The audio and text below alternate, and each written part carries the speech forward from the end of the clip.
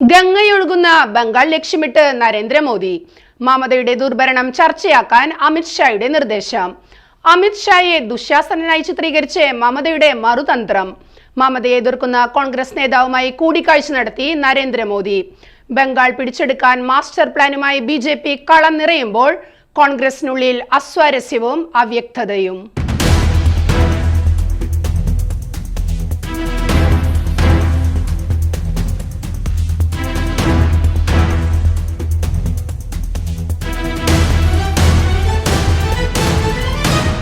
ബീഹാർ പിടിച്ചെടുത്തതിന് പിന്നാലെ ബംഗാൾ ലക്ഷ്യമിട്ടാണ് BJPയുടെ നീക്കം.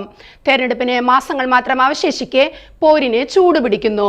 കേന്ദ്ര ആഭ്യന്തരമന്ത്രി അമിത്ഷായും പശ്ചിമ ബംഗാൾ മുഖ്യമന്ത്രി മമതാ ബാനർജിയും തമ്മിലുള്ള വാക്പോര് ഓരോ ദിവസം കഴിയുന്തോറും രൂക്ഷമാവുകയാണ്. 3 ദിവസത്തെ സന്ദർശനത്തിനായി ബംഗാളിലെത്തിയ അമിത്ഷാ പാർട്ടി നേതാക്കൾക്ക് നൽകിയ നിർദ്ദേശം നുഴഞ്ഞുകയറ്റം ഉൾപ്പെടെയുള്ള വിഷയങ്ങൾ മുഖ്യ പ്രചാരണ വിഷയമാക്കണമെന്നാണ്. 15 വർഷത്തിനിടയിൽ തൃണമൂൽ കോൺഗ്രസ് മേധാവി മമതാ ബാനർജി സൃഷ്ടിച്ചത് ഭയം, അഴിമതി, ദുർഭരണമാണെന്ന് അമിത്ഷാ ആരോപിച്ചു. സ്ത്രീ സുരക്ഷ, അഴിമതി, നുഴഞ്ഞുകയറ്റം എന്നിവയിലൂന്നിയുള്ള പ്രചാരണമാണ് BJP ലക്ഷ്യമിടുന്നത്.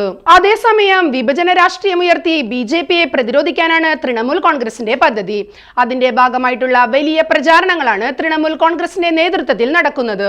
കഴിഞ്ഞ ദിവസം കൊൽക്കത്തയിൽ നടന്ന ദുർഗാംഗൻ നിർമ്മാണത്തിന്റെ തറക്കല്ലിടൽ ചടങ്ങിൽ SIR പോരാട്ടത്തിന് ദുർഗാദേവിയുടെ സഹായം അഭ്യർത്ഥിച്ചുകൊണ്ടായിരുന്നു മമതാ ബാനർജി പ്രസംഗം ആരംഭിച്ചത്.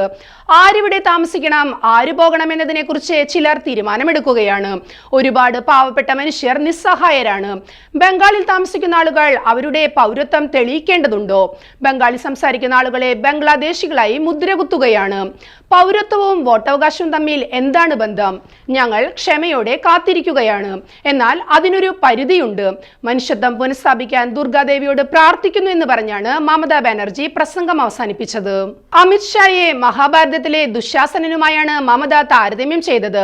എപ്പോഴൊക്കെ തെരഞ്ഞെടുപ്പുകൾ ഉണ്ടാകുമോ അപ്പോഴെല്ലാം ദുര്യോധനന്മാരും ദുശാസനന്മാരും കൂട്ടമായി ഇവിടെ വരും. സംസ്ഥാന സർക്കാരിന്റെ അധികാരം പരോക്ഷമായി കൈയടക്കാൻ ആദ്യം BSFനെ ഉപയോഗിച്ച് കളിച്ചു. തെരഞ്ഞെടുപ്പിൽ വിജയിക്കാൻ പറ്റാതായപ്പോൾ ഇന്ത്യൻ തെരഞ്ഞെടുപ്പ് കമ്മീഷനെ കളത്തിലിറക്കി SIR അവലംബിച്ചു. പക്ഷേ ഇതുകൊണ്ടൊന്നും BJPക്ക് ഇവിടെ ജയിക്കാൻ പറ്റില്ല. ഇവിടെ ഉഗ്രമായ കളി നടക്കുന്ന ഇടമാണെന്ന് മമത മുന്നറിയിപ്പ് നൽകി. അതിനിടെ കോൺഗ്രസ് നേതാവ് അധീർ രഞ്ജൻ ചൗധരി പ്രധാനമന്ത്രി നരേന്ദ്രമോദിയുമായി കൂടിക്കാഴ്ച നടത്തിയത് വലിയ ചർച്ചയായി വിവാദമായി. കോൺഗ്രസിനുള്ളിൽ അധീർ രഞ്ജൻ ചൗധരിയുടെ രാഷ്ട്രീയ ഭാവി സംബന്ധിച്ച അഭ്യൂഹങ്ങൾ ശക്തമാകുന്നതിനിടെയാണ് ഈ കൂടിക്കാഴ്ച നടന്നത്.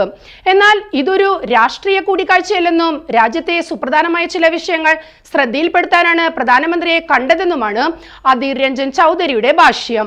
BJP ഭരിക്കുന്ന സംസ്ഥാനങ്ങളിലടക്കം ബംഗാളി സംസാരിക്കുന്ന കുടിയേറ്റ തൊഴിലാളികൾ നേരിടുന്ന ആക്രമണങ്ങളിൽ ചൗധരി പ്രധാനമന്ത്രിയെ ആശങ്ക അറിയിച്ചുവെന്നാണ് റിപ്പോർട്ട്. ഇവരെ ബംഗ്ലാദേശിൽ നിന്നുള്ള നുഴഞ്ഞുകയറ്റക്കാരായി മുദ്രകുത്തി ആക്രമിക്കുന്നത് രാജ്യത്ത് വർഗീയ സംഘർഷങ്ങൾക്ക് കാരണമാകുമെന്ന് അദ്ദേഹം മുന്നറിയിപ്പ് നൽകി. പ്രാദേശിക ഭരണകൂടങ്ങൾ പോലും ബംഗാളി സംസാരിക്കുന്നവരെ തെറ്റായി മനസ്സിലാക്കുകയും വിവേചനപരമായി പെരുമാറുകയും ചെയ്യുന്നതായി അദ്ദേഹം പ്രധാനമന്ത്രിയെ അറിയിച്ചു.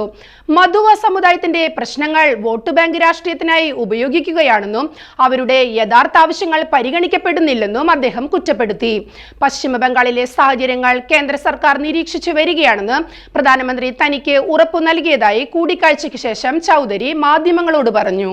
2024 ലോക്സഭാ തെരഞ്ഞെടുപ്പിലെ പരാജയത്തിന് പിന്നാലെ പശ്ചിമ ബംഗാൾ കോൺഗ്രസ് അധ്യക്ഷ സ്ഥാനം അദ്ദേഹം രാജിവെച്ചിരുന്നു. തൃണമൂൽ കോൺഗ്രസിനോടും മമതാ ബാനർജിയോടും അദ്ദേഹം സ്വീകരിക്കുന്ന കടുത്ത നിലപാട് കോൺഗ്രസ് കേന്ദ്ര നേതൃത്വവുമായി അസ്വാരസ്യങ്ങൾക്ക് ഇടയാക്കിയിരുന്നു. ഈ സാഹചര്യത്തിലാണ് പ്രധാനമന്ത്രിയുമായുള്ള കൂടിക്കാഴ്ച രാഷ്ട്രീയ വൃത്തങ്ങളിൽ ചർച്ചയാകുന്നത്. ഗംഗയൊഴുകുന്ന ബംഗാളാണ് തന്റെ ലക്ഷ്യമെന്ന് പ്രധാനമന്ത്രി മോദി പ്രഖ്യാപിച്ചിരുന്നു. ബീഹാർ ഇലക്ഷന് ശേഷമായിരുന്നു അത്.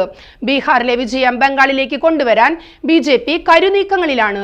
അതുകൊണ്ടാണ് കോൺഗ്രസ് നേതാവുമായുള്ള കൂടിക്കാഴ്ച പ്രസക്തമാകുന്നത്.